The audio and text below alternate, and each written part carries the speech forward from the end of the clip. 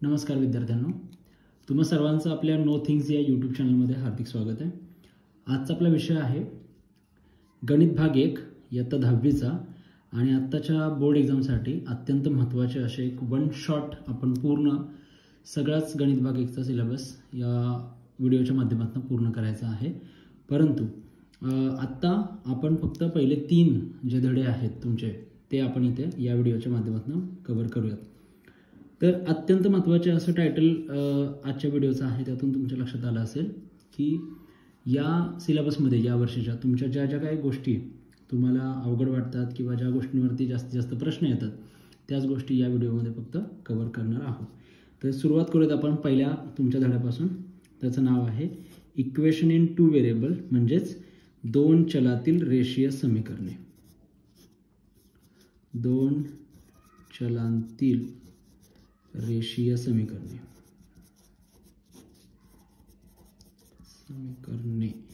आता इथे बघा तुम्ही 2 चलांतील रेषीय समीकरणांमध्ये तुम्हाला 3 पद्धतींची गणिते येतात।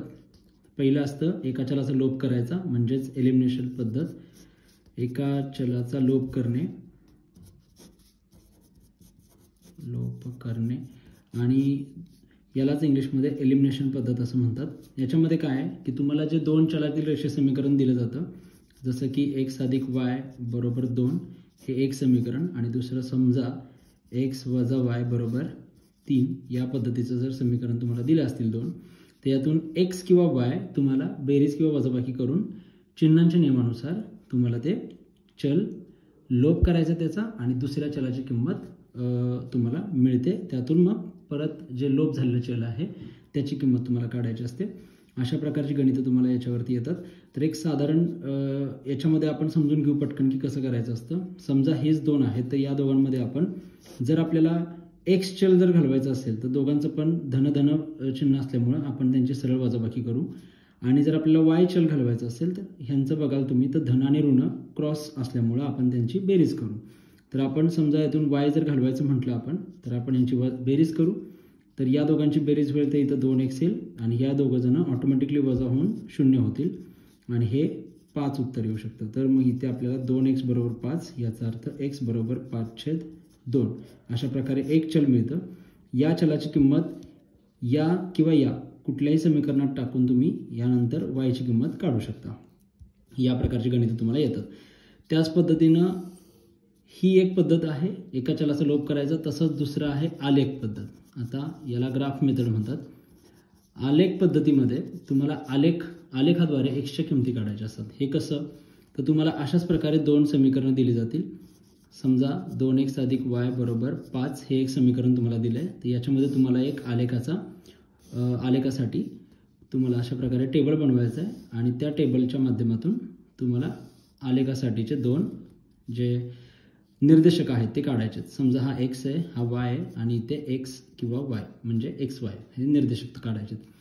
तर तुम्ही काय करायचे, सगळ्यात आधी x च्या 2 किमती तुम्हाला मानायच्यात। आता हे मानण्यासाठी मी नेहमी या पद्धतीने सांगतो की -4 ते +4 याच्या दरम्यानची संख्या मानायची। का? कारण की आपला आलेख पेपर थोडासा मर्यादित असल्यामुळे याच्या पलीकडची संख्या जर आपण मांडली तर मात्र आलेखाच्या बाहेर कदाचित तो पॉईंट जो आहे तो जाऊ शकतो। त्यासाठी -4, -3, -2, -1, 0, 1, 2, 3, 4 यापैकीच कुठला तरी अंक तुम्हाला इथे x म्हणून मानायचा आहे। त्यातही मी सांगेन की कुठला तरी एक 0 माना, आणि दुसरा कुठलाही तुम्ही जो कम्फर्टेबल असाल त्याच्यात तो, समजा मी इथं -2 मांडला, तर आता 0 ही संख्या जी आहे ती या समीकरणात टाकून तुम्हाला y ची किंमत काढायची। ती कशी बघा, 2 × 0 + y = 5, तर 2 × 0 0, तर y = 5 ही तुम्हाला संख्या मिळते। तर इथे 5 निर्देशक झाला 0 आणि 5। तशाच पद्धतीने समजा आपण -2 टाकलं, तर 2 × -2 + 5 + y = 0, तर 2 × -2 होतो -4 + y = 5 आहे, इथं 5 -4 तिकडे जाऊन अधिक होईल, तर y = 9। अशा पद्धतीने तुम्हाला इथे 9 मिळेल। तर जो निर्देशक मिळाला तुम्हाला तो -2 आणि 9। आता याच पद्धतीने आणखीन एक समीकरण मिळेल, तसाच हाच चार्ट तिथे काढायचा, अशाच पद्धतीने किमती काढायच्या, अशाच किमती मानायच्या, आणि असेच पॉईंट काढून तुम्ही त्यानंतर आलेख पद्धतीने हा प्रश्न सोडून तुम्हाला एक्स आणि वायचे निर्देशक तुम्ही काढू शकता. त्याच्यानंतर जी तिसरी पद्धत आहे याच्यामध्ये तिचं नाव आहे क्रॅमर्स पद्धत. क्रॅमर्सचा नियम असतो, क्रॅमर्स नियम पद्धत, त्याला क्रॅमर्स रूल मेथड असं म्हणतात. याच्यामध्ये तुम्हाला एक ट्रिक आहे. ती ट्रिक अशी आहे की सगळ्यात पहिल्यांदा जो तुम्हाला डी काढायचा असतो तर त्या डी साठी जो डिटर्मिनंट तयार होईल तो असतो 12, dx साठी जो तयार होतो तो असतो 32 आणि dy साठी जो तयार होतो तो असतो 13. आता हे 12, 32, 13 काय आहे नक्की ते मी तुम्हाला सांगतो. बघा, कुठलेही दोन समजा एक सामायिक समीकरण तुम्हाला दिलं तर ते समीकरणाची पद्धत कशी आहे तर a1x अधिक b1y बरोबर c1 हे तुमचं 1 नंबर समीकरण. त्यानंतर a2x अधिक b2y बरोबर c2 हे तुमचं 2 नंबर समीकरण. तर याच्यावरून तुम्हाला जो d चा डिटर्मिनंट तयार करायचा असतो तो येतो a1 a2 आणि b1 b2. याचा अर्थ काय, जर आपण याला नंबरिंग केलं की हा 1 आहे, हा 2 आहे आणि हा 3 आहे तर मग पहिला जो d असतो तो काय 12. याचा अर्थ हा असा एकाखाली एक घ्यायचा, या पद्धतीने घ्यायचा. त्यानंतर या दोघांचं क्रॉस मल्टिप्लिकेशन होऊन मध्ये वजाबाकी येते, म्हणजे a1 गुणिले b2 होतो वजा a2 गुणिले b1 होतो. या पद्धतीनं आपल्याला काढावं लागतं ते. तसंच dx काय होईल तर dx मध्ये बघाल तुम्ही तर इथे म्हणलं की 32चा अर्थ हा पहिला आणि नंतर हा, म्हणजे c1 c2 आणि b1 b2.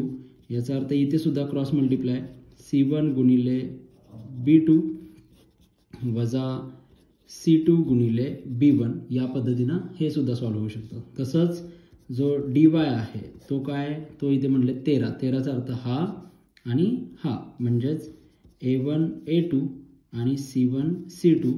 त्याच पद्धतीने इथे हे जसं केलं तसं क्रॉस मल्टिप्लिकेशन तुम्ही करून ते उत्तर तुम्ही मिळवू शकता. त्यानंतर जो x आणि y काढायचा आहे तो कसा काढणार आहे आपण तर x ची किंमत असते dx छेद d आणि y ची किंमत असते dy छेद d. यातून तुम्ही x काढू शकता, यातून तुम्ही y काढू शकता. या पद्धतीने x आणि y मिळतो.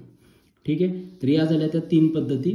तुमची ही आहे एका चलाचा लोप करणं, आलेख पद्धत, आणि ही तुम्हाला आता मी सांगितली ती क्रॅमरचा नियम पद्धत. या पद्धतीने 3 पद्धतीने तुम्ही हे गणित सोडवू शकता. समजा एक 3x वर्ग अधिक 3x वजा 6 असं एक काहीतरी समीकरण तुम्हाला वर्ग समीकरण आहे. याला काय करू आपण, त्याच्या बेसिक फॉर्मॅट बरोबर कम्पेअर करून आपण ए बी सीच्या किमती काढू. बेसिक फॉर्मॅट असतो असा ax वर्ग अधिक bx अधिक c बरोबर 0. मग इथे a जो आहे तो झाला 3, a बरोबर 3. त्यानंतर b जो आहे तो झाला 3, b सुद्धा 3 आणि c जो आहे तो झाला वजा 6. ठीक आहे, आता इथे काय होतं तर a नी नेहमी c ला गुणायचं. लक्ष द्या, a नं c ला गुणायचं असतं. a आहे तुमचं 3, c आहे तुमचं वजा 6. तर a नं c ला गुणलं तर उत्तर आलं वजा 18. तर या वजा 18च्या 2 फोड करायचे तुम्हाला 2 इक्वल पार्ट्समध्ये, ज्याचं इथे ह्या दोघांचं जे गुणाकार आहे तो ही संख्या आली पाहिजे आणि या दोघांचीच बेरीज किंवा वजाबाकी तुमचा b आला पाहिजे, म्हणजे 3 आला पाहिजे असं. तर त्यासाठी काय करायचं, जेवढे काही संभाव्य तुकडे करावे लागतील ते आपण बघूयात पहिल्यांदा. तर सगळ्यात पहिला येईल 18 × 18. या दोघांचा पण गुणाकार तोच येतो. त्यानंतर होईल 9 दुने 18, नंतर 6 गुणिले 3 6 18. बस एवढे तरी संभाव्य झाले.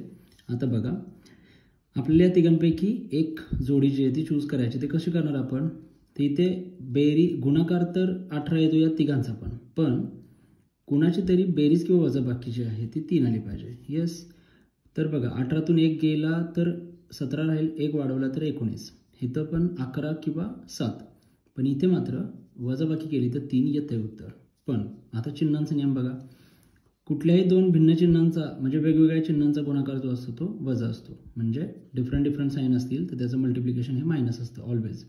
त्यामुळे तुम्ही जर या दोघांचं जर चिन्ह बघाल तर हे सेम ठेवून चालणार नाही, कारण की हे मायनस आहे. त्यामुळे यातल्या एकाला तुम्हाला मायनस द्यावं लागेल. पण ते कुणाला मायनस द्यायचं ते याच्यावरून ठरणार आहे. तुमचा इकडचा आन्सर हे +3 आहे, म्हणजे +3 आहे. तर तुम्हाला इथे छोट्या संख्येला वजाचे द्यावं लागेल, कारण मोठ्या संख्येचं चिन्ह इथे येणार आहे. इथे कुणाला पण वजा दिलं तरी ह्याचं उत्तर वजाच येणार आहे. त्यामुळे हे 6 आणि -3 होईल. त्यानंतर बघा, मग इकडे आपण काय करू, आता हे समीकरण कसं होईल बघा. आपण पेअर तर चूज केली आपली ही, त्यानुसार आता हे 3x वर्ग अधिक 6x वजा 3x वजा 6 बरोबर 0. बघा मी हे जोडी कशी लावलेली आहे त्यानुसार. आता इथे आपल्याला दोन ग्रुप बनवायचे आहेत. हा एक ग्रुप आहे आणि हा एक ग्रुप आहे. ओके, काय करूयात आता आपण यातून बघा x सुद्धा कॉमन निघेल, दोघांकडे पण कॉमन आहे x. इथे 3 आहे, इथे 6 आहे, 3च्या पाड्यात हे दोन्ही आकडे असतात त्यामुळे 3 सुद्धा बाहेर निघेल. 3 ला भागलं तर इथे 1 राहील, आपण लिहित नाही तो. x ला भागलं तर 2 आहे, तिथं 1 राहील. अधिक 3 ह्या 6 ला भागलं तर 2, x गेला तर संपला. इथे बघा 3 आहे, इथे 6 आहे, तर यातून 3 बाहेर निघेल. बघा 3 ला भागलं फक्त x राहिला. या वजा चिन्हामुळे आतलं जे आहे ते चिन्ह बदलेल, अधिक होईल. 3 दुने 6 बरोबर 0. ओके, म्हणजे आता इथे काय झालं, 2 जे आहेत ना ते समान कंस आले. मग x अधिक 2 या कंसाच्या समान कंसांपैकी एक घेऊन पलीकडे 0, किंवा काय करणार आहे 3x वजा 3 वजा 3 बरोबर 0. मग आता इकडे x जो आहे तो वजा अधिक 2 तिकडे जाऊन वजा 2 होईल, म्हणजे तुम्हाला x ची एक किंमत मिळाली. तसेच 3x बरोबर वजा 3 तिकडे जाऊन अधिक 3 होतील आणि 3x बरोबर 3 होईल. आणि हा x 3 इकडे गुणले तिकडे जाऊन भागिले होतील, तर 3 भागिले 3 म्हणजेच x बरोबर तुम्हाला मिळाला 1. अशा ह्या x च्या दोन किमती मिळतील. अशा पद्धतीने हे समीकरण तुम्हाला सोडवायचे. असं तुम्हाला गणित येऊ शकतं. पद्धत एकदम सिंपल आहे, फक्त ॲट अ टाइम इकडे आणि इकडे लक्ष द्यावं लागतं आणि नंतर कॉमन काढण्याची पद्धतसुद्धा आहे. तेव्हा हे बारकाईनं तुम्ही पुन्हा बघू शकता. ठीक आहे, याच्यानंतरची पुढची जी मुलांना खूप अवघड वाटते ती पद्धत, परंतु ती पद्धत एवढी इम्पॉर्टंट आहे की तुम्हाला ती अगदी 12th पर्यंत लागते. तिचं नाव आहे पूर्ण वर्ग पद्धत, म्हणजेच कम्प्लिटिंग द स्क्वेअर मेथड. मग काय ही पूर्ण वर्ग पद्धत, तर त्याचा एक फॉर्मॅट आहे, तो पण देतो बघा. एक अशाच पद्धतीचं तुम्हाला समीकरण मिळेल. ठीक आहे, तर तुम्हाला काय करायचं असतं, फॉर्मॅट असा आहे की हा ax वर्ग अधिक bx जो आहे तो सेम ठेवायचा. नंतर या b ला भागायचं 2नी, त्याचा वर्ग करायचा. सेम पुन्हा पद्धत करून वजाबाकी करायची. पलीकडे c तसंच ठेवून बरोबर 0 करायचं. आता हे आपण इथे गणिताच्या रूपात करून बघूयात. बघा एखादं गणित घेऊयात आपण. तर समजा x वर्ग अधिक 3x अधिक 12 बरोबर 0 असं एक गणित आहे. तर तुम्हाला माहिती आहे आता इथे सेम टू सेम ही पद्धत जी आहे ती यूज करायची. इथे x वर्ग अधिक 3x आहे असं येईल. त्यानंतर अधिक 3/2 कंसाचा वर्ग वजा 3/2 कंसाचा वर्ग अधिक 12 बरोबर 0. हे आपण या पद्धतीनं मांडलं. त्यानंतर काय करायचं असतं, तर त्यानंतरची पद्धत आहे, याला अंडरलाईन करा. हा जो अंडरलाईन केलेला पार्ट आहे त्याला कसं करायचं बघा, याचं वर्गमूळ काढायचं आहे. x वर्गाचं वर्गमूळ x असेल. त्यानंतर हितला जो धन आहे तो इथे येईल. या दोघांचं वर्गमूळ बघा. आता कुठल्याही संख्येचा वर्ग त्याचं वर्गमूळ म्हणजे वर्ग निघून जातो, फक्त हा आतली संख्या राहते. त्या पद्धतीनं हे करून याचा वर्ग करायचा. याचा अर्थ याचं हे एक्सपान्शन आहे, याचं हे विस्तार आहे, हे लक्षात ठेवा.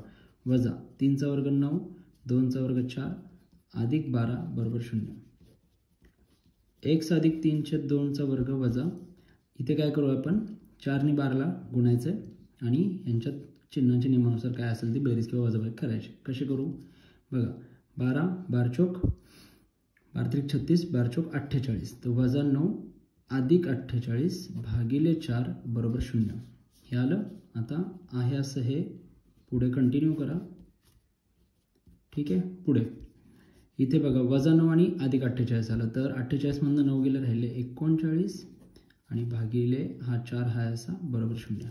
काय होईल आता, हे वजा 39 पलीकडे जाऊन अधिक 39 होतील. ठीक आहे, मी जरा इकडे अलीकडे लिहितो बघा. x अधिक 3/2 कंसाचा वर्ग बरोबर हे वजावाला तिकडे जाऊन अधिक झाले. आता मेन पार्ट आहे, हा वर्ग जाईल तिकडे वर्गमूळ होईल. तर x अधिक 3/2 बरोबर कर्निस्थ 39/4 बरोबर आहे. मग 39चं वर्गमूळ निघत नाही तर ते आहे असं राहील. 4चं निघालं 2, तर हे अधिक वजा होईल. तर x अधिक 3/2 हे आलं. आता याच्यात दोन किमती आपल्याला मिळतील. कशा, तर पहिली मिळेल x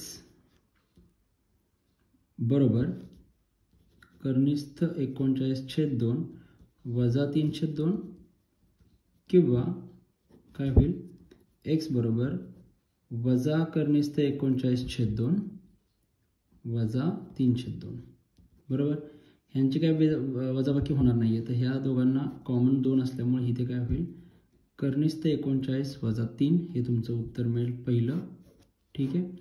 नंतर x बरोबर वजा कर्निस्थ 39 वजा 3/2 हे तुमचं दुसरं उत्तर मिळालं. या पद्धतीने तुम्हाला पूर्णवर्ग पद्धत सोडून 2 किमती काढायच्या आहेत.